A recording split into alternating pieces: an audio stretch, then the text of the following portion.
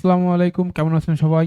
আজকে আমি দেখাবো কিভাবে বাংলাদেশ টেকনিক্যাল স্কিল ডেভেলপমেন্ট ইনস্টিটিউটের যে অফিসিয়াল সাইট আছে সেখান থেকে আপনার স্টুডেন্ট রেজিস্টারের জন্য স্টুডেন্টকে অ্যাডমিট করবেন। এর জন্য আমরা চলে যাব অ্যাডমিশন এন্ড রেজিস্টারে। এরপরে এখানে দুটো অপশন আছে, অ্যাডমিশন এবং রেজিস্টার। তো এখানে রেজিস্ট্রেশন যদি কিভাবে করতে হয় সেটা দেখতে চান তাহলে আমাদের রেজিস্ট্রেশন সম্পর্কিত যে ভিডিওটি আছে সেটা দেখতে পারেন। তো আমরা এখন যাব অ্যাডমিশন অপশনে। তো দেখুন, অ্যাডমিশন অপশনে আসার পর আমরা এরকম একটা ইন্টারফেস দেখতে পাবো যেখানে আমাদের টোটাল যত স্টুডেন্ট অ্যাডমিশন আছে তাদের সবার লিস্ট দেখতে পাবো।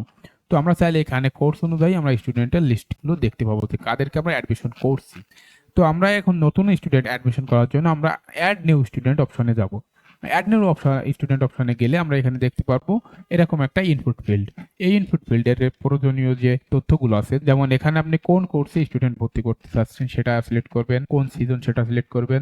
এরপরে আছে কোয়ালিফিকেশন ইনপুট ফিল্ড। এখানে আপনারা তার কোয়ালিফিকেশন ইনপুট ফিল্ডটা দিবেন। তার এখানে যদি আপনার এসএসসিটা সিলেক্ট করছি তাহলে তার এসএসসির রোল নাম্বার, রেজিস্ট্রেশন নাম্বার এবং রেজাল্ট চাইলে আপনারা দিতে পারেন। এছাড়া আপনারা দিতে পারবেন এবং কোন বোর্ড থেকে সে পরীক্ষা দিছে এবং কোন বছর পরীক্ষা দিছে। এরপর আছে স্টুডেন্ট ইনফরমেশন। এখানে আপনারা স্টুডেন্টের নাম দিবেন, এরপরে তার পিতার নাম, মাতার নাম, জেন্ডার এগুলো সিলেক্ট করবেন এবং প্রয়োজনীয় যেখানে যে ইনপুটগুলো আছে সেগুলো ফিল করবেন অবশ্যই সঠিক তথ্য দিয়ে। এরপর আপনারা চাইলে স্টুডেন্টের ফটো দিবেন এখানে এবং ন্যাশনাল আইডি কার্ড বা বার্থ সার্টিফিকেটের ফটো দিবেন।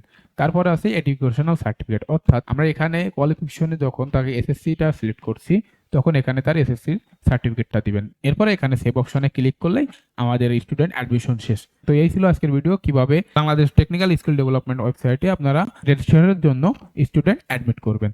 এটা তো গেল কিভাবে স্টুডেন্ট অ্যাডমিশন করবেন।